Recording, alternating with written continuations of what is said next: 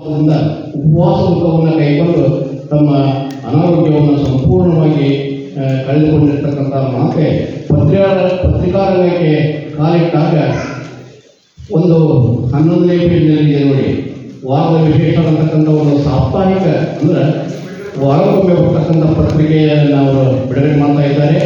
ಪರಮ ಪೂಜ್ಯರ ಬಗ್ಗೆ ಮತ್ತು ವೈದ್ಯ ಸಂಗಣ್ಣ ನಿಸರ್ಗ ಚಿಕಿತ್ಸಾಲಯದ ಬಗ್ಗೆ ಏನೂ ಬರೆಯದೇ ಹೋದರೆ ಅದು ನಾನು ಕರ್ತಜ್ಞ ಆಗ್ತೀನಿ ಅಂತಕ್ಕಂಥ ಭಾವದಿಂದ ಪರಮ ಪೂಜ್ಯರ ಬಗ್ಗೆ, ವೈದ್ಯ ಸಂಗಣ್ಣ ನಿಸರ್ಗ ಚಿಕಿತ್ಸಾಲಯದ ಬಗ್ಗೆ ಹಾಗೂ ಉಪವಾಸವನ್ನು ಕುರಿತು ಸುಂದರವಾಗಿರ್ತಕ್ಕಂಥ ವಾರದ ವಿಶೇಷ ಲೇಖನದಲ್ಲಿ ಬರೆದಿದ್ದಾರೆ.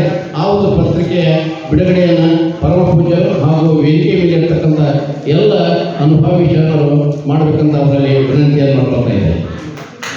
ಓಂ ಶ್ರೀ ಗುರು